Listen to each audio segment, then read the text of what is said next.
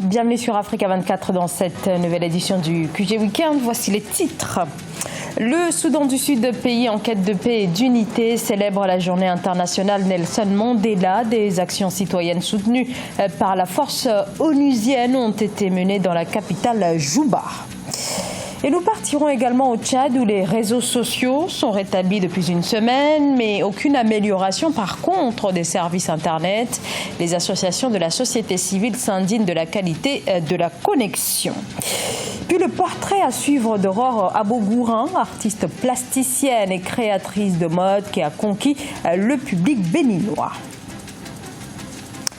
La Centrafrique se dote d'un nouveau code électoral. Il a été validé ce 19 juillet, texte adopté le 23 avril par la Cour constitutionnelle qui avait renvoyé le texte avec amendement. Les points d'achoppement seraient réglés, notamment la question du type de scrutin pour l'élection des députés et des sénateurs. Un nouveau texte qui prend par ailleurs en compte le sujet de la parité femmes-hommes. Pour les élections législatives, sénatoriales et régionales, au moins 35% des candidats doivent être des femmes, impose le nouveau code électoral qui régira les élections de 2020. L'héritage de tolérance et d'unité prôné par Nelson Mandela, salué par les Sud-Africains à l'occasion de la journée internationale Nelson Mandela, célébrée ce 18 juillet comme chaque année depuis 2009. Et les Sud-Africains ont rendu un vibrant hommage à l'un des plus grands héros du XXe siècle.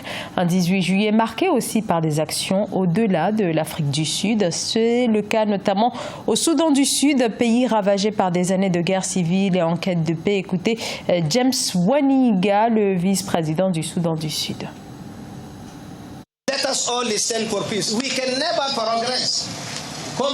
Nous devons nous battre pour la paix. Nous ne pourrons jamais progresser. Nous ne pourrons aller de l'avant sans la paix. La stabilité est un gage du développement et de la prospérité. Si vous compromettez la stabilité, vous compromettez la prospérité de notre pays et de notre peuple. You undermine stability, you are undermining the prosperity of our country and people. Au Soudan du Sud, le processus de paix peine à avancer près de 6 ans après le début de la guerre civile, conflit qui a fait 380 000 morts et 4 millions de déplacés. Sur place, les populations exhortent les gouvernements à aller vers le chemin de la réconciliation. Un souhait réitéré justement à l'occasion de cette journée spéciale du 18 juillet. On va entendre Joseph Oliver Wani, un étudiant de l'université de Juba.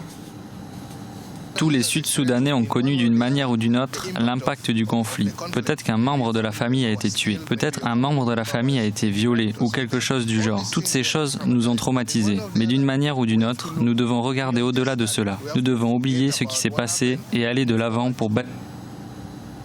L'opposition et la société civile tchadienne continuent de saluer la levée par le chef de l'État des restrictions sur les réseaux sociaux, mais elles dénoncent toujours et avec force leur interruption intervenue au moment de la naissance d'un mouvement de contestation contre le changement de constitution visant à renforcer les pouvoirs du président Idriss Déby Itno. L'opposition et la société civile appellent à en finir avec la censure, notamment sur les réseaux sociaux, et exhortent les autorités à au contraire améliorer la qualité des services Internet. Reportage Mamat Ramadan, Nelly Claude Bessa.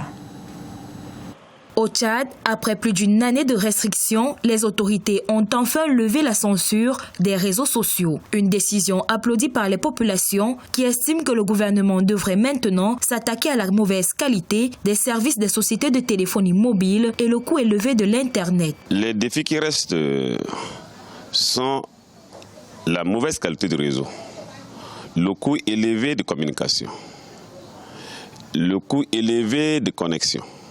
Donc la lutte maintenant, ça va axer dans ce sens. Pour les organisateurs de la société civile, l'attitude des autorités de restreindre et de libérer à leur guise les droits fondamentaux des citoyens pour des intérêts politiques n'honore pas les institutions de la République. Elles estiment qu'aucune raison ne peut justifier la transgression d'une liberté constitutionnelle dans un pays de droit. Ça relève d'un droit fondamental, d'une liberté fondamentale reconnue par la Déclaration universelle des droits de l'homme, retranscrite dans notre Constitution.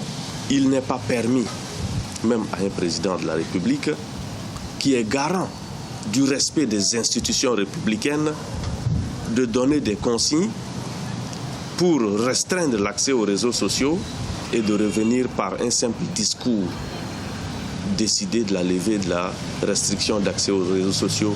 Pour rappel, les autorités en charge de la télécommunication ont appelé les citoyens consommateurs pour une utilisation saine et responsable des réseaux sociaux en évitant les atteintes aux libertés individuelles et à la paix sociale. Il focus à présent sur l'artiste plasticienne et créatrice de mode Aurore Agobourin, artiste actuellement très en vogue au Bénin pour ses créations, mais aussi pour son label Aurore Agobourin qui souhaite à présent séduire au-delà des frontières de son pays. Reportage Lefti Ounou. L'artiste polyvalente Aurore Agobourin révèle la culture béninoise à travers ses créations artistiques. Autodidacte, artiste plasticienne et créatrice de mode, elle était passionnée par le dessin, les repères et les quadrillages dès son enfance grâce à son feu père l'architecte Valentin Ormonlegbé Agobourin. J'ai mon petit laboratoire aussi où j'aime mijoter et concocter mes petites recettes secrets Bollard dans le domaine de l'art. Que ce soit dans le domaine de la création, du stylisme, je veux dire, que dans le domaine de l'art pour les toiles et les vêtements. Riche en couleurs, les toiles d'Aurore explorent plusieurs thématiques socio-environnementales et culturelles, dont la déforestation, l'éducation, l'épanouissement de la femme, la tradition. Elle promeut le concept toile mobile à travers ses ensembles de vêtements bermuda et t-shirts imprimés de peinture. Je tiens beaucoup à ma culture, je tiens à mon pays, le Bénin.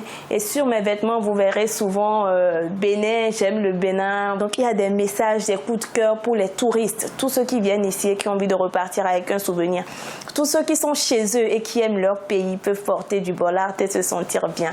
L'artiste plasticienne et créatrice de mode Aurore Agobourin entend s'investir davantage dans les arts visuels afin d'honorer son pays sur les scènes d'art à l'international. L'Algérie, sacrée championne d'Afrique pour la deuxième fois de son histoire, 29 ans après sa dernière consécration. Victoire grâce à un but inscrit d'entrée de match. Les Fennecs ont dominé les Lions de la Teranga sur un score de 1-0 en finale de la Coupe d'Afrique des Nations 2019. Scène de liesse, bien sûr, dans le pays et dans la diaspora après cette victoire. Et d'un côté, bien sûr, la joie, mais de l'autre, la tristesse, la déception des Sénégalais. Et ce, 17 ans après une première finale de la Coupe d'Afrique des Nations, l'équipe a à nouveau raté la dernière marche, mais les supporters n'en restent pas moins fair-play. Reportage à Dakar, El Hadj Ndiaye. C'est la déception chez les supporters sénégalais. Ils ont été battus en finale par les Fennecs d'Algérie ce 19 juillet 2019 au Caire par 1-0. Les Lions de la Teranga ont été soutenus par tout un peuple qui rêvait de les voir ramener leur premier trophée continental à Dakar. C'est la tristesse et la désolation. On ne l'a pas voulu ainsi. Mais on a vu que l'équipe doit grandir. L'Algérie n'a pas très bien joué aujourd'hui comme le match allait. Ils ont su concrétiser une occasion, le coach l'a dit. Donc une finale se joue sur des détails. Moi, les Lions ont tout fait parce que déjà ils ont beaucoup joué, ils ont bien joué. Moi, je n'ai rien à dire. Ils n'ont pas démérité. Les Algériens étaient légèrement favoris dans cette finale. Ils avaient déjà battu le Sénégal lors des matchs de poule par 1-0. Malgré les encouragements, les supporters ont dénoncé tout de même le manque de communication entre les joueurs sénégalais sur le terrain. On a manqué un peu de chance, mais il faut aussi reconnaître que ça manque de communication entre les joueurs. Ils se gênent trop souvent devant les buts algériens. Trop d'occasions manquées. C'est l'arbitre qui a tout gâché. Ouais, parce qu'on avait une occasion pour le pénalty, mais l'arbitre a refusé. Avec cette défaite lors de la 32e édition qui s'est tenue en Égypte, le Sénégal perd sa 5e finale en Coupe d'Afrique des Nations et l'Algérie a décroché la 2e Coupe d'Afrique de son histoire. Ce journal a été réalisé par l'ensemble de la rédaction. Merci de votre fidélité. Dans un instant, une nouvelle édition de l'actualité sur Africa 24.